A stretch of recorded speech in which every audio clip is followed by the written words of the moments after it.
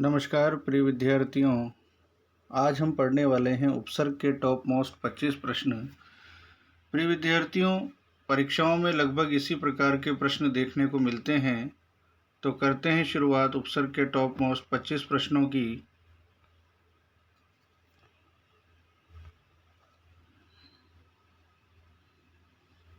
उपसर्ग का पहला प्रश्न हमारे सामने है, परामर्श शब्द में कौन सा उपसर्ग है? प्रिय विद्यार्थियों, परामर्श शब्द में आपका परा उपसर्ग है। अगला प्रश्न, आगमन शब्द में किस उपसर्ग का प्रयोग हुआ है? तो प्रिय विद्यार्थियों, आगमन शब्द में आ उपसर्ग का प्रयोग हुआ है।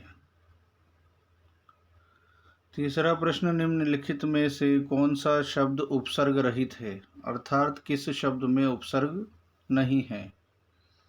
तो प्रिय विद्यार्थियों, आस्था में उपसर्ग है, आहत में भी आ उपसर्ग है, आपदा में भी आ उपसर्ग है, आस्तिक एक पूरा मूल शब्द है, इसमें कोई उपसर्ग नहीं है, तो आस्तिक हमारा सही उत्तर होगा।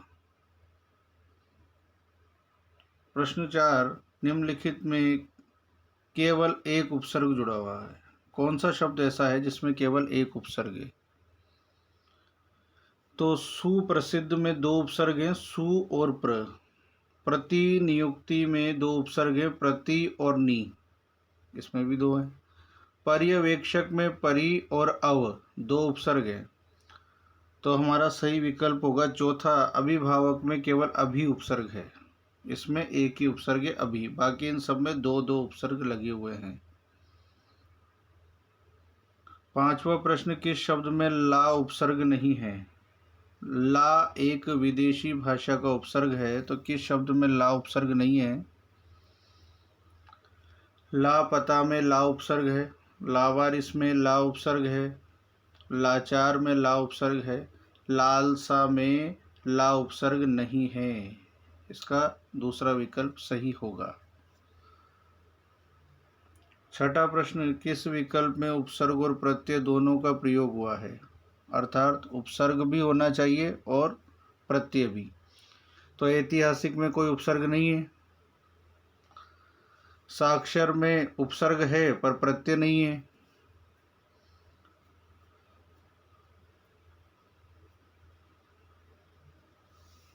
कुटिलता में भी उपसर्ग और प्रत्यय दोनों का मेल नहीं है,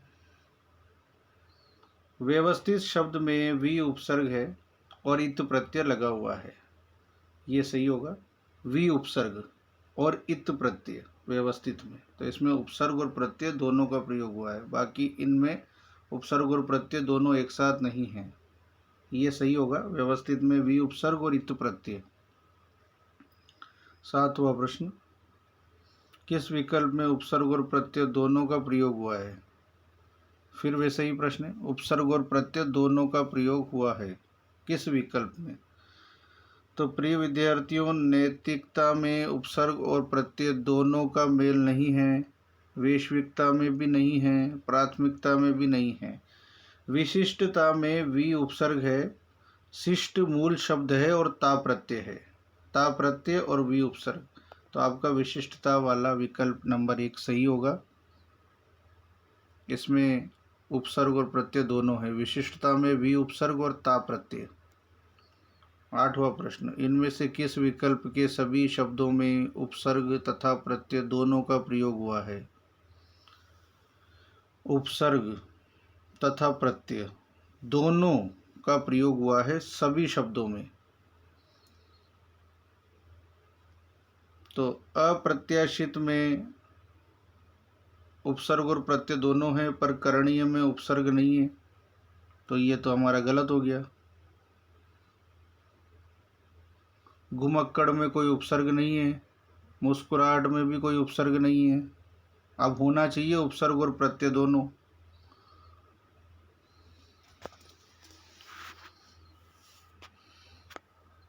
तो परिपूर्णता देखेंगे, परिपूर्णता में परि उपसर्ग है और ता प्रत्यय लगा हुआ है।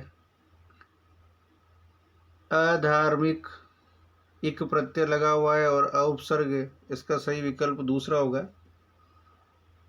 परिपूर्णता और अधार्मिक। दूसरा विकल्प सही होगा इसका। परिपूर्णता में परि उपसर्ग है और पूर्ण में ता प्रत्यय जुड़ा हुआ है। अधार्मिक में अ उपसर्ग है और धार्मिक में इक प्रत्यय जुड़ा हुआ है। तो ये वाला विकल्प इसका सही होगा। प्रश्न नंबर 9, किस शब्द में वी उपसर्ग नहीं है? विभा में वी उपसर्ग है, व्युत्पत्ति में वी उपसर्ग है, व्याकरण में वी उपसर्ग है। विधुर मूल शब्द है, इसमें कोई उपसर्ग नहीं है, तो आपका वी उपसर्ग किस शब्द में नहीं है? विधुर में। 10वां प्रश्न, किस शब्द में कोई उपसर्ग नहीं है? किस शब्द में कोई उपसर्ग नहीं है? बेगुनाह में बे उपसर्ग है, बेखबर में बे उपसर्ग है, बेकार में बे उपसर्ग है, बेलदार में कोई उपसर्ग नहीं है। बेलदार में कोई उपसर्ग नहीं है। आपका 10वां प्रश्न में दूसरा विकल्प सही होगा। बेईमान शब्द में बे क्या है? प्रिय विद्यार्थियों, बेईमान शब्द में बे उपसर्ग है। आपका पहला विकल्प इसमें सही होगा। प्रश्न नंबर 12, किस विकल्प के सभी शब्द विदेशी उपसर्गों से निर्मित नहीं हैं? यानी विदेशी उपसर्गों से निर्मित नहीं हैं। दरकार में दर विदेशी है, तो ये तो वैसे ही गलत हो गया। हमदर्द में हम विदेशी है, ये भी गलत हो गया। सर गिरोह में सर उपसर्ग भी विदेशी भाषा का है, ये भी गलत हो गया। बचा नास्तिक और बहुमत। चौथा विकल्प इसका सही होगा। नास्तिक और बहुमत, इसका चौथा विकल्प सही होगा क्योंकि ये दोनों विदेशी नहीं हैं। किस शब्द में उपसर्ग नहीं है? ऐसे प्रश्न परीक्षाओं में ज़्यादा देखने को मिलते हैं। लावारिस में ला उपसर्ग है, बेवकूफ़ में बे उपसर्ग है, बदनाम में बद उपसर्ग है, बहादुर में कोई उपसर्ग नहीं है। आपको उपसर्ग भी याद होने चाहिए कि उपसर्ग कौन कौन से होते हैं, चाहे वो संस्कृत के हों, हिंदी के हों या विदेशी भाषाओं के हों, तभी आप ऐसे प्रश्नों का जवाब दे सकते हैं। प्रश्न नंबर 14, किस शब्द में उपसर्ग और प्रत्यय दोनों प्रयुक्त हुए हैं? उपसर्ग और प्रत्यय दोनों प्रयुक्त हुए हैं, तो उपसर्ग और प्रत्यय दोनों का प्रयोग हुआ है। इसका सही विकल्प होगा अधिकारी। अधि उपसर्ग है, कार मूल शब्द है, ई प्रत्यय जुड़ा हुआ है। बाकी अधुनातन में कोई उपसर्ग नहीं है, सुंदरता में कोई उपसर्ग नहीं है और अलंकारिक में कोई उपसर्ग नहीं है। सही विकल्प अधिकारी होगा इसका। अधिकारी में ई प्रत्यय है और अधि उपसर्ग है, ये वाला सही होगा। 15वां प्रश्न, वी उपसर्ग का प्रयोग नहीं हुआ है, तो विशुद्ध में वी उपसर्ग है, विख्यात में भी वी उपसर्ग है, विज्ञान में भी वी उपसर्ग है। विहग एक मूल शब्द है जिसका अर्थ पक्षी होता है, तो ये शब्द में कोई उपसर्ग नहीं है, ये मूल शब्द है। प्रश्न नंबर 16, इनमें से किस शब्द में आ उपसर्ग नहीं जुड़ा हुआ है? आमरण में आ उपसर्ग है, आमूल में आ उपसर्ग है, आकार में भी आ उपसर्ग है, पर आदित्य जो शब्द है ये तो अदिति में यह प्रत्यय जुड़ने से बनता है। जब अदिति शब्द में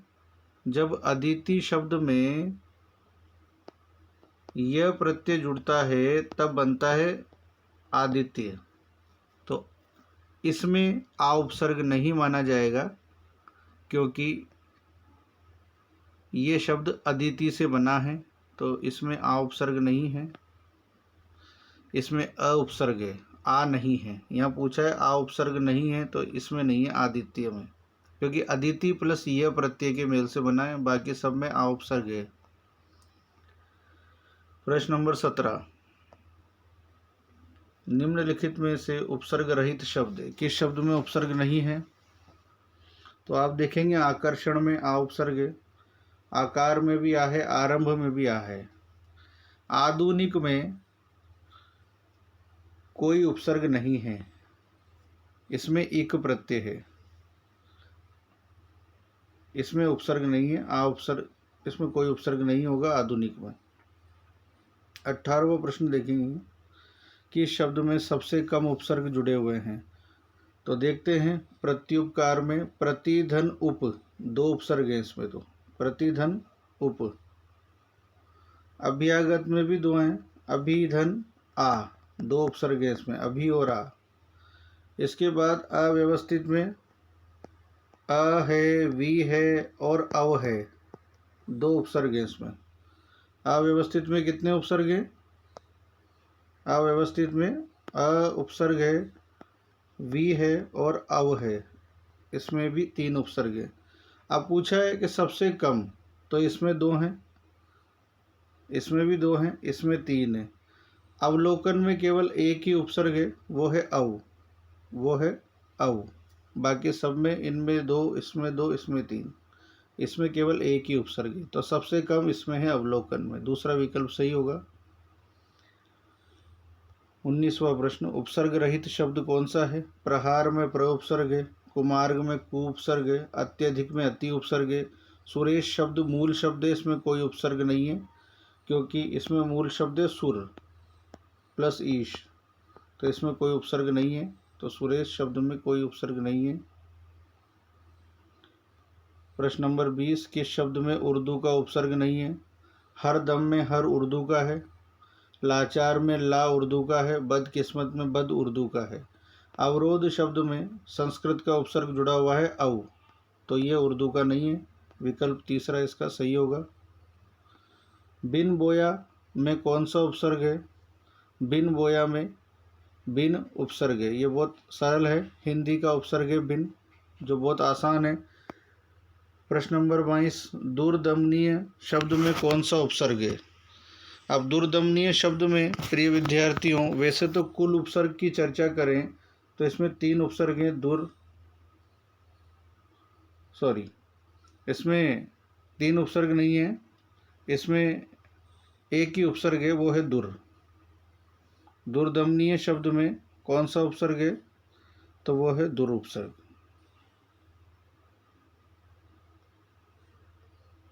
कुपात्र में कौन सा उपसर्ग है? प्रिय विद्यार्थियों, कुपात्र में कु उपसर्ग है। प्रश्न नंबर 24, इनमें से किस शब्द में उपसर्ग नहीं है?